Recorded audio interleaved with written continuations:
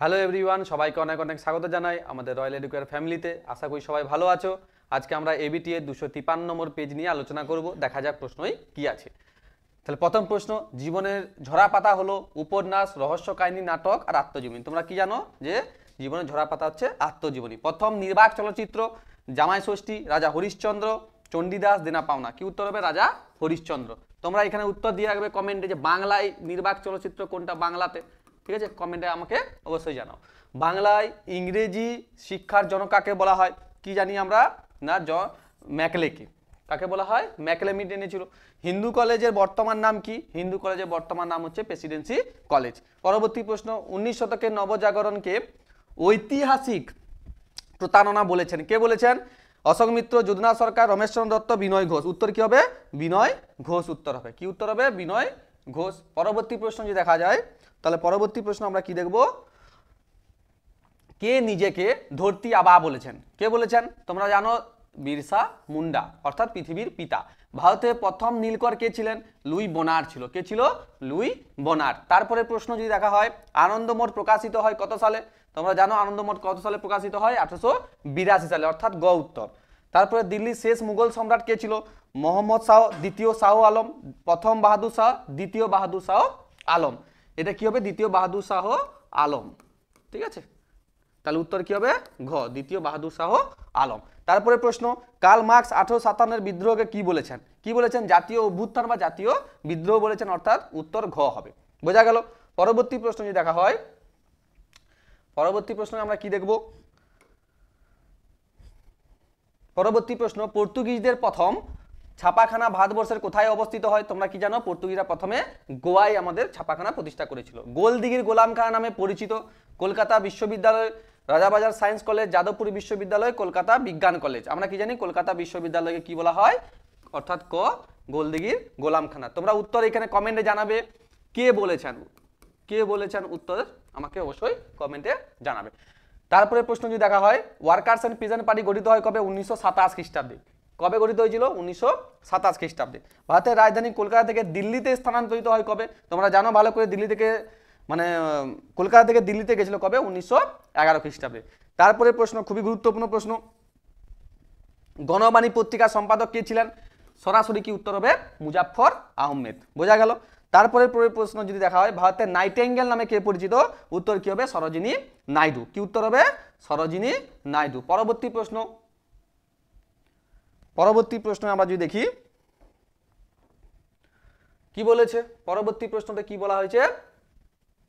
Nightingale হয়ে গেছে। Anti circular society প্রতিষ্ঠা কে করেছিলেন? এন্টি সার্কুলার সোসাইটি কবে হয়েছিল? 1905। তোমরা জানো 1905-এ আমাদের সার্কুলার সোসাইটি গঠন হয়েছিল। তারপরে 1905-এ এন্টি সার্কুলার সোসাইটি গঠন করা হয়েছিল শশী প্রসাদ বসুর দ্বারাই। পরবর্তী প্রশ্ন, ভারতের বিপ্লববাদের জনক কাকে বলা হয়? ভারতের বিপ্লববাদের জনক কাকে বলা হয়? তোমরা ভালোভাবেই জানো যে সেই ব্যক্তিটার নাম হচ্ছে কি? বাসুদেব বলবন ফাড়কে। কে হবে?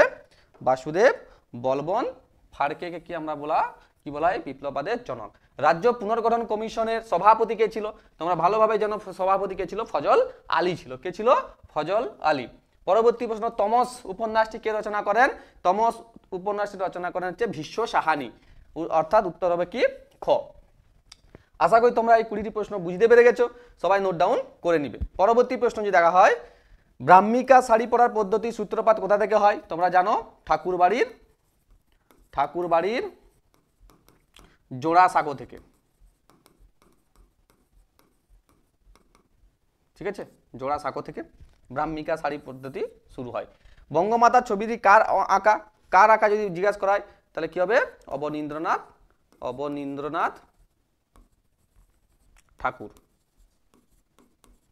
ঠিক আছে, অবনীন্দ্রনাথ ঠাকুর।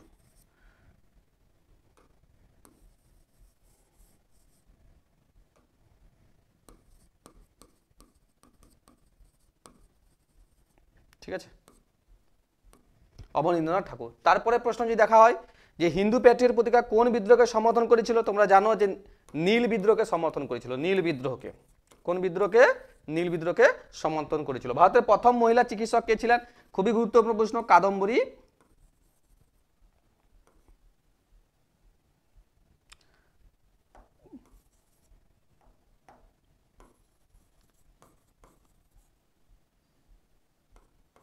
কাদম্বিনী গাঙ্গুলি। কে ছিল? কাদম্বিনী গাঙ্গুলি।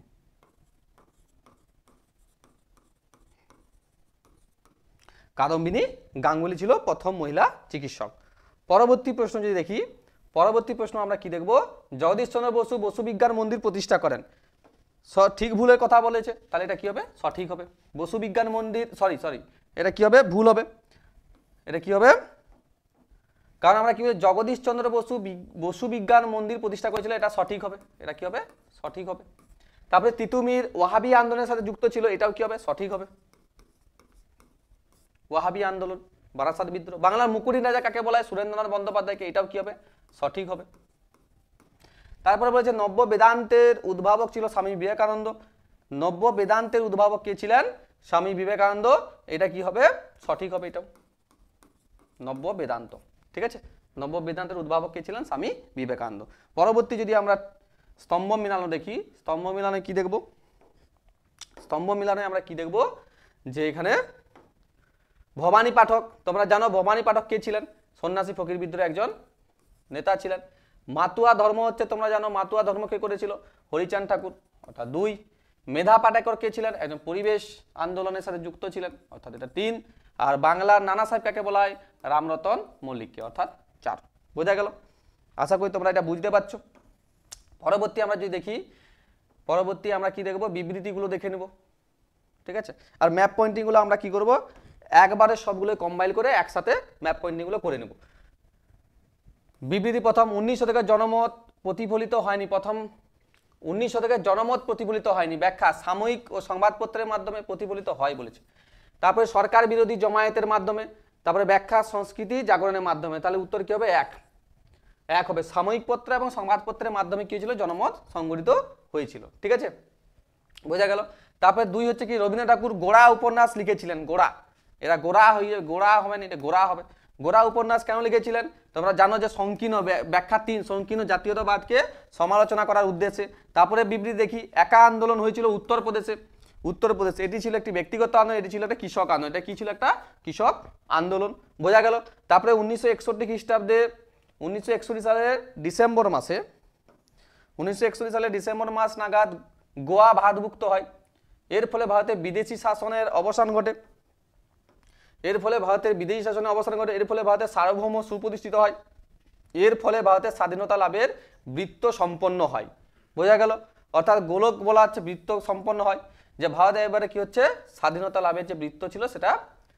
এখানে মনে রাখবে যে এর ফলে বিদেশি শাসনের অবসান ঘটে, এটা কিন্তু হবে না। এর ফলে ভারতের সার্বভৌম সুপ্রতিষ্ঠিত হয়, এটাও হবে না। এটা কি হবে?